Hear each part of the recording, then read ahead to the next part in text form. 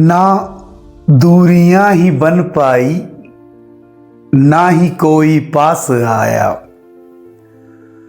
ना दूरियां ही बन पाई, ना ही कोई पास आया। तुम्हारा शहर तो मुझे बिल्कुल नहीं रास आया। ना दूरियां ही बन पाई, ना ही कोई पास आया। तुम्हारा शहर तो मुझे बिल्कुल नहीं रास आया।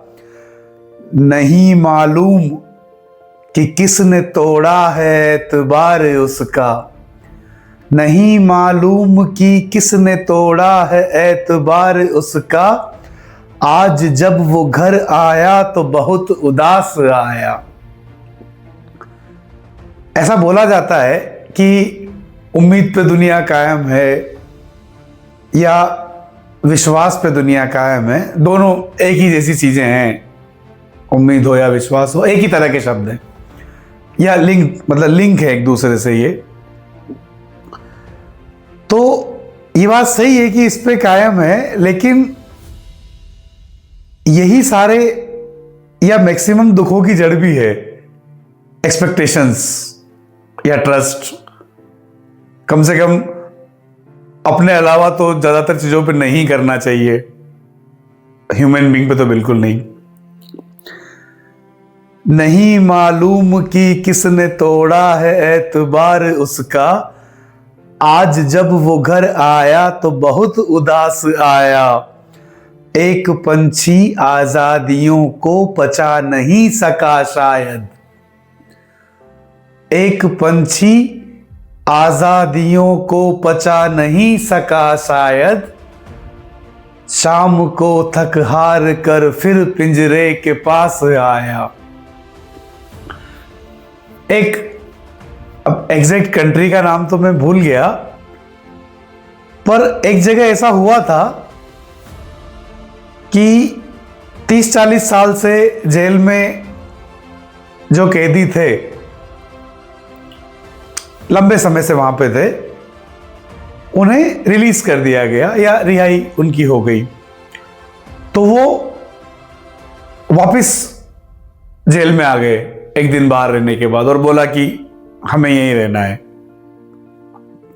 क्योंकि आजादी के साथ बहुत सारी मेहनत भी है, बहुत सारी अनसर्टेनिटीज भी हैं, जो जिन्हें एक स्ट्रगल वो लेके आती है। उन्हें फिर सस्टेन करना मुश्किल हो जाता है अगर आपको सीधा किसी चीज की आदत पड़ गई है तो। और ऐसा ये भी हो सकता है कि हम जो अंदर ही अंदर बहुत बार सोचते हैं कि हम फंस गए हैं, या मजबूरी का जिसे हम नाम देते हैं, हो सकता है, एक पॉसिबिलिटी है कि वो अंदर ही अंदर कहीं हमारा डर हो और हम इस कंफर्ट को एक अननोन चीज के लिए या एक अनसर्टेन लाइफ के लिए तोड़ना नहीं चाहते हम। एक पंछी आजादियों को पचा नहीं पाया शायद। शाम को थक हार कर फिर पिंजरे के पास आया। ऐसे बच्चे भी हैं जो वतन की आबरू के खातिर। ऐसे बच्चे भी हैं जो वतन की आबरू के खातिर घर से निकले और लौट कर उनका लिबास आया। एक्चुअल में ये आसपास के लोगों की या जो भी हमारी दुश्मनियां हैं एक देश से दूसरे देश की, या जो भी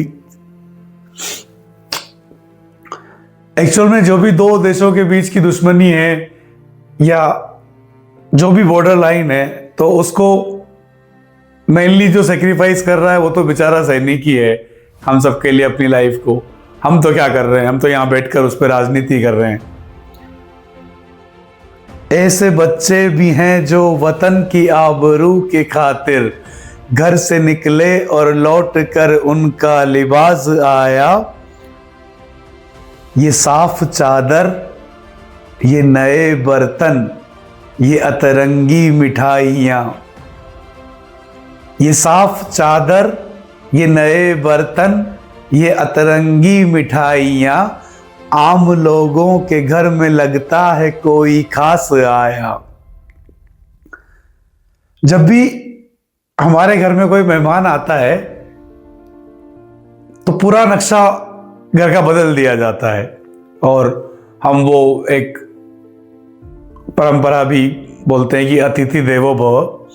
हालांकि मैं उसके पक्ष में कभी नहीं हूं, और मुझे कभी समझ में नहीं आया कि ऐसा क्यों किया जाए कि एक आदमी के लिए आप इतना दिखावा करो और जैसे आप नहीं हो वो प्रिटेंड करने की कोशिश करो, जबरदस्ती, है ना।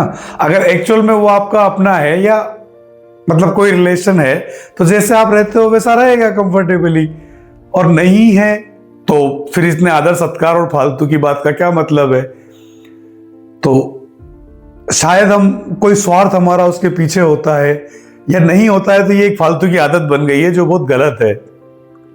ये साफ चादर, ये नए बर्तन, ये अतरंगी मिठाइयाँ, आम लोगों के घर में लगता है कोई खास आया। कफन ओढ़ाकर पैर छूते हैं, बेइंतहा प्यार करते हैं। कफन ओढ़ाकर पैर छूते हैं, बेइंतहा प्यार करते हैं।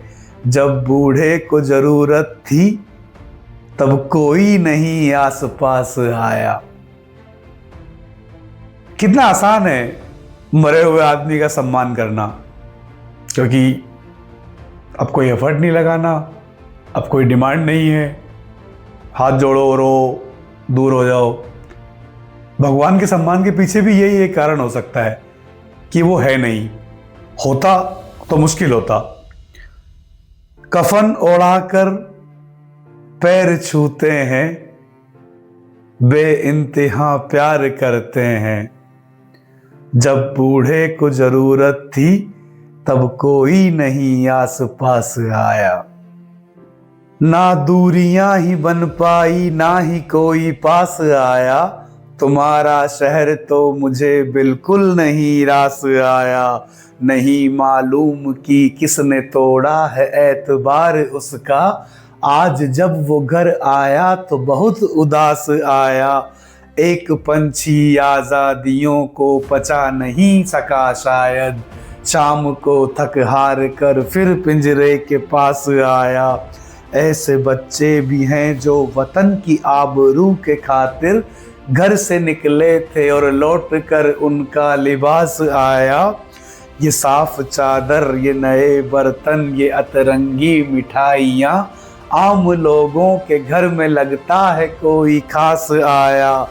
कफन ओढ़ाकर पैर छूते हैं, बेइंतहा प्यार करते हैं। जब बूढ़े को जरूरत थी तब कोई नहीं आस पास आया। धन्यवाद।